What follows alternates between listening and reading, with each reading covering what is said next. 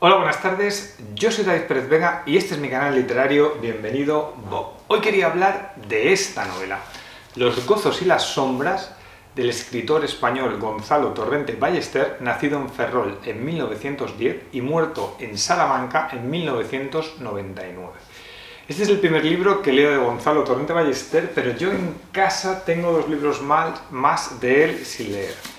La saga Fuga de JB, que es esta edición tal cual hay del film, pero lo compré de segunda mano y le falta la camisa, y Cuadernos de la Romana, que es la primera edición. Este no es la primera edición, el de la saga Fuga, pero lo compré porque estaba firmado por Torrente Ballester, ¿vale? Lo encontré en la Cuesta de Moyano, que es un lugar de Madrid donde se venden libros de segunda mano.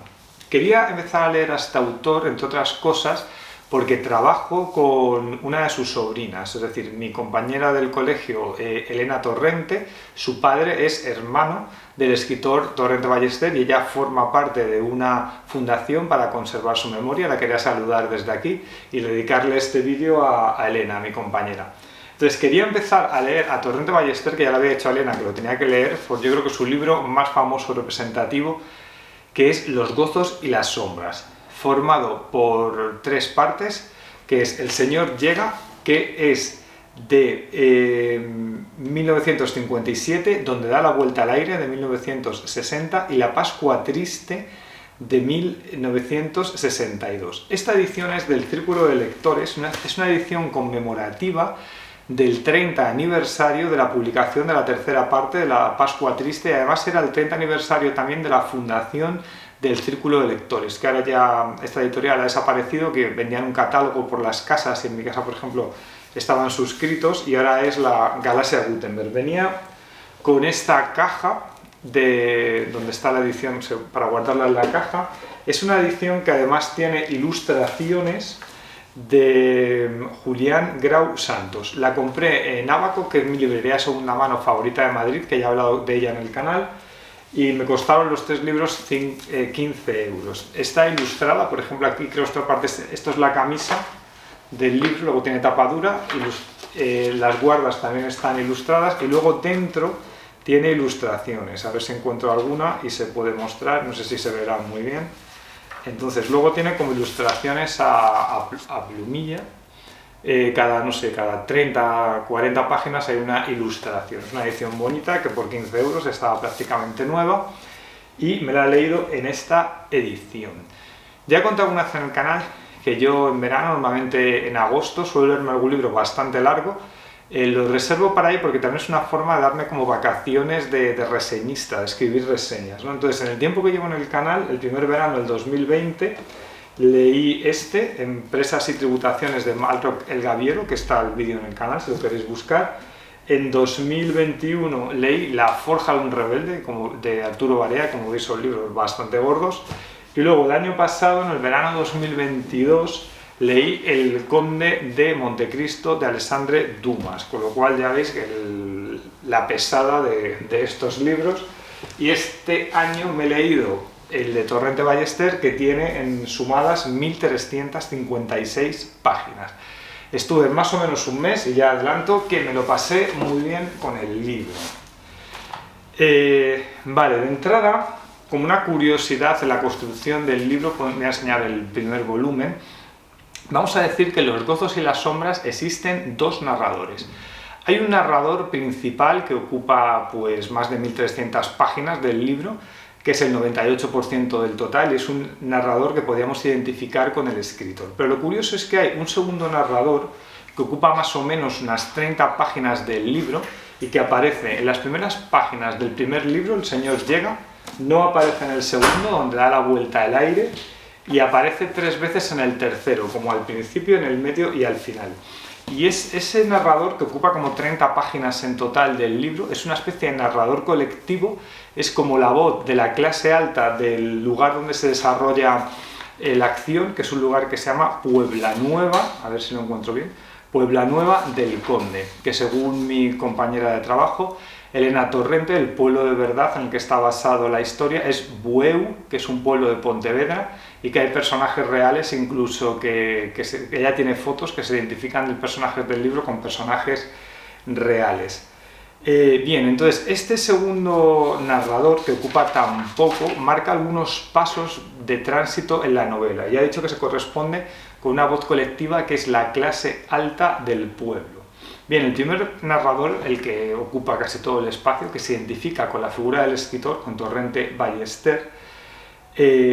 sitúa la acción principalmente Torrente Ballester de lo que va a contar en 2 años, a finales del 1934 y hasta mediados de 1936, es decir, en la época de la Segunda República Española, sus 2 últimos años, lo que se llamó el bienio radical cedista, donde gobernaba el país la CEDA, que era de derechas, y ya había tenido lugar la Revolución de Octubre de 1934, porque ya he dicho que empieza a finales de año. Y la novela se adentra hasta la primavera de 1936 y se acaba más o menos en vísperas de la Guerra Civil. El señor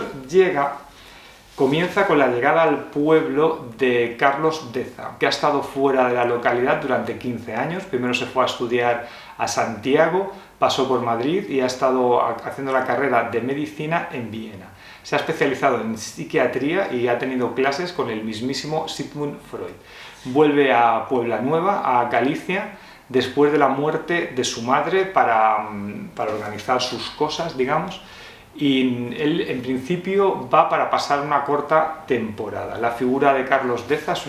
el padre de Carlos Deza, es una figura ausente en su vida, que abandonó a él y a su madre cuando él era un bebé. La madre ha tenido que hacer unos grandísimos esfuerzos para pagarle la carrera en Viena, y Carlos Deza lo que siente es que ha estado continuamente a merced de la voluntad de otra persona, primero de su madre y luego de una amante judía que ha tenido en Viena, y aquí, o sea, el lector sabe que esta persona, aunque no ocurre en la novela, va a tener problemas con los nazis probablemente, ¿no? Entonces, en Puebla Nueva, Carlos Deza va a tener relación con una mujer que se llama Mariana Sarmiento, a la que apodan la Vieja, que era una protectora de su madre y es una de las figuras fuertes del pueblo. El señor llega también es una cita bíblica, porque los habitantes del pueblo piensan que tal vez Carlos Deza puede hacer frente al cacique local que se llama Cayetano Salgado, que es un hombre que tiene unos 34 años, igual que los que tiene Carlos Deza,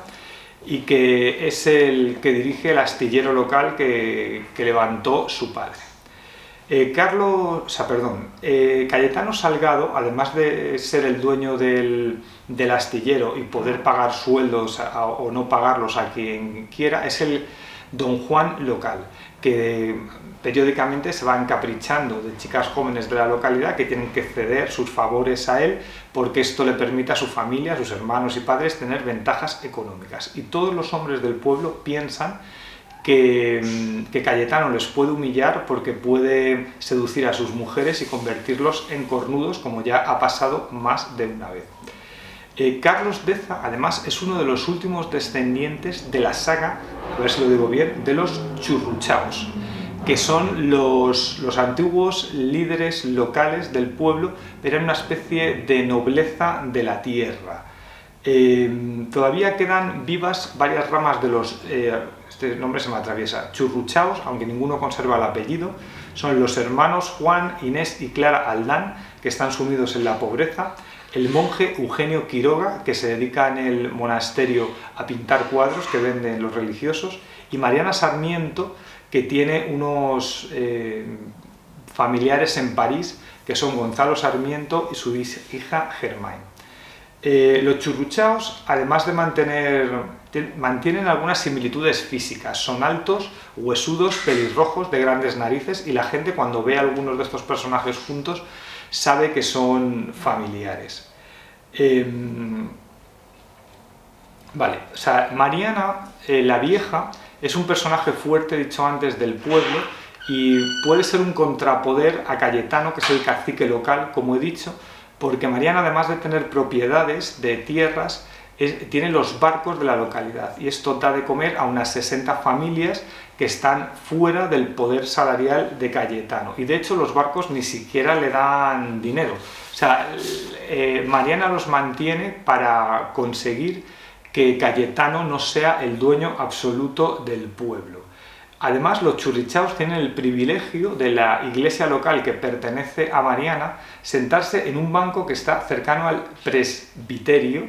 que es un privilegio que Angustias, que es la madre de Cayetano, que es muy religiosa, le sienta fatal. Carlos Deza, aunque en el pueblo piensan que puede ser este contrapoder a Cayetano, se va a mostrar como una persona indolente, que no quiere enfrentarse a nadie, que lo que quiere es encerrarse en su casa familiar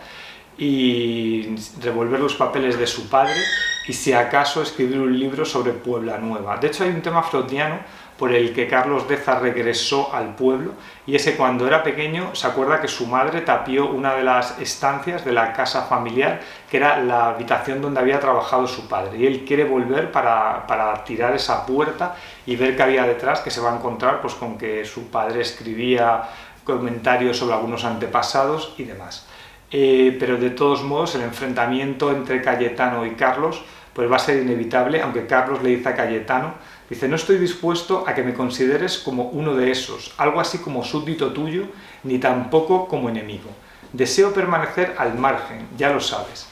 Acabo de hablarte de mi libertad. Esto es en el libro 1, página 188. Carlos Deza es un personaje en gran medida existencialista, porque claro, viene con estas ideas de Sigmund Freud, del psicoanálisis, y pensaba quedarse en el pueblo como para arreglar sus papeles una temporada muy corta, que esta temporada se va a alargarlo, como si el pueblo gallego fuera una especie de montaña mágica a lo Thomas Mann, pero en Galicia. Entre los churruchaos y Cayetano, lo que ha querido dibujar Gonzalo Torrente Ballester es un enfrentamiento de un cambio social, un cambio de era, ¿no? Los terratenientes ricos y asociados con una especie de nobleza van a dejar paso a una burguesía que tiene fábricas y que ya no depende del poder y del dinero de la tierra. Cayetano no viene de la pobreza porque el astillero lo fundó su padre y él ha podido estudiar ingeniería en Inglaterra. Sin embargo, sí tiene un complejo de clase porque él recuerda, por ejemplo, como algo traumático, cuando eran pequeños en el pueblo, que claro, Cayetano y Carlos eran amigos, y Juan Aldán, pues que hubo un momento que Juan Aldán y Carlos iban a ver las ruinas del castillo de los Churruchaos y no le dejaron ir a Cayetano porque él no era de esa estirpe. Entonces Cayetano es alguien que está convencido de que él está en la posición que se encuentra, no por su herencia, digamos, sino por su trabajo y por su valía. Una cosa que me ha parecido curiosa del libro es que Torrente Ballester dibuja a Cayetano como el cacique local que actúa como un reyezuelo medieval en muchos casos, pero le hace seguidor de la ideología de la izquierda y le hace socialista. Es verdad que es un empresario que, aunque a veces es un poco que hace lo que le da la gana, cuando contrata a alguien no le contrata y castiga a quien quiere castigar en el pueblo con esto, luego sus trabajadores se cumplen los horarios y tienen mejor salario que la media de la zona y del sector. Hay un momento en la segunda parte que la acción se traslada a Madrid y hay un personaje en Madrid, y cuando le cuentan esto del pueblo, de que el cacique es socialista, un profesor de universidad de ideas socialistas dice que esto son cosas que solo pueden pasar en España. Ya he dicho que Carlos al final no le va a quedar más remedio que enfrentarse con Cayetano. Y en más de un caso esto tiene que ver con su relación con las mujeres del pueblo. En el libro se plantea más de una situación machista, que sobre todo tiene que ver con la idea de que Cayetano piensa que las mujeres de Pueblo Nueva son de su propiedad y a veces ejerce con ellas como si fuera una propiedad la violencia. La mirada de Torrente Ballester es crítica con esto. De hecho, en el libro Torrente Ballester dibuja a más de una mujer fuerte, sobre todo hay dos, que es Mariana, la vieja, que en algún momento dice no me importa nada más que la libertad, y sabía que al casarme con quien fuese la perdería. De hecho, es una mujer que no se ha casado, ha tenido un hijo fuera del matrimonio, lo cual es una mujer muy moderna para su época, y de hecho Torrente Ballester a veces la da rasgos como de mujer hombruna. Otro personaje fuerte e importante del libro va a ser Clara Aldán, que es una joven, bella y pobre, y por esta idea de la belleza y la pobreza la consideran en el pueblo en gran medida una perdida, y ella quiere luchar contra esa imagen que ponen los demás sobre ella. O sea, a diferencia de lo que ocurría en las novelas del siglo XIX, el narrador principal de Los gozos y las sombras no interviene directamente en el texto. Es verdad que a veces da alguna explicación psicológica a los personajes, pero principalmente deja que estos hablen de sí mismos a través de los diálogos. La novela está repleta de diálogos significativos y no es de extrañar que se hiciera una serie de este libro. Radio Televisión Española tiene una serie que creo que tiene 9 capítulos de 1 hora, yo todavía no la he visto, se puede ver en internet, o sea, está de acceso gratuito. No sé si verla porque cuando he leído un libro que me ha gustado mucho y luego veo la película, es como que la película o la serie machaca mi creación mental de los personajes del libro. El lenguaje es de un ritmo muy ágil, no está sobrecargado. Lo que pasa es que Torrente Ballester sí tiene como un lenguaje muy rico, que a veces son galleguismos, pero en muchos casos no son galleguismos, sino que es un lenguaje que corresponde a vocabulario rural o vocabulario marinero, que lo está buscando en el diccionario y es un vocabulario que me ha interesado. Por ejemplo, yar, la palabra yar, que tiene que ver con el tiro de la cuerda metálica que está en la chimenea, lo usa bastante, yo no la conocía, esa palabra me ha llamado la atención. Una cosa que me parece destacable de la novela es la importancia que le da Torrente Ballester al clima. O sea, y creo que hay una fuerza simbólica en esa idea. Al principio del libro, cuando Carlos Deza llega a Puebla Nueva, está lloviendo, hace frío, hay viento, y esto durante todo el libro se va a mantener. Durante todo el libro hay mucha lluvia, viento, frío, y de hecho una de las escenas más significativas de la novela, que no quiero desvelar qué es lo que ocurre ahí, en la segunda parte, tiene lugar en una tormenta que impide a los barcos de Mariana salir a faenar.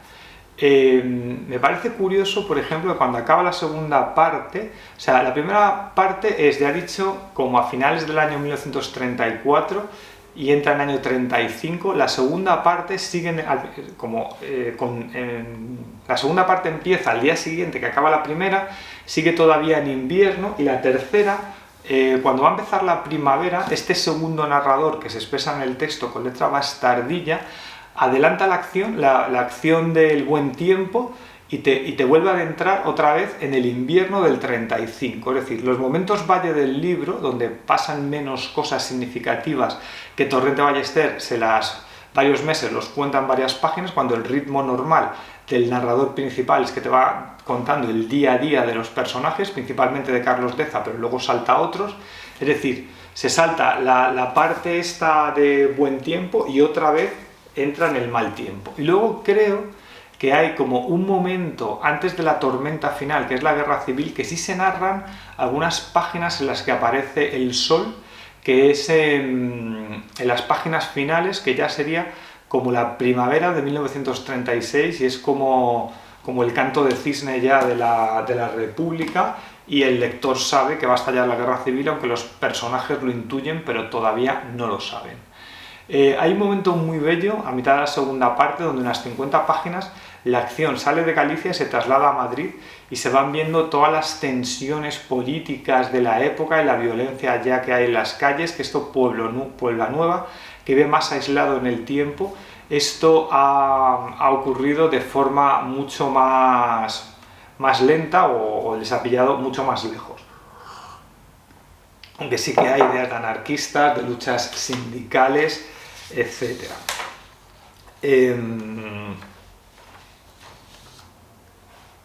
El libro principalmente es una novela realista, pero no es del todo una novela costumbrista, porque el personaje de Carlos Deza, con estas ideas de Sigmund Freud y demás, es un poco existencialista, entonces se encuentra más en esa línea a veces de la novela francesa del existencialismo, porque Torrente Ballester, yo creo, cuando ya escribe esto, 50 y 60, pues ha tenido que leer a Albert Camus o ha leído a Jean-Paul Sartre, ¿no? Y estas cosas de la novela francesa le están influyendo.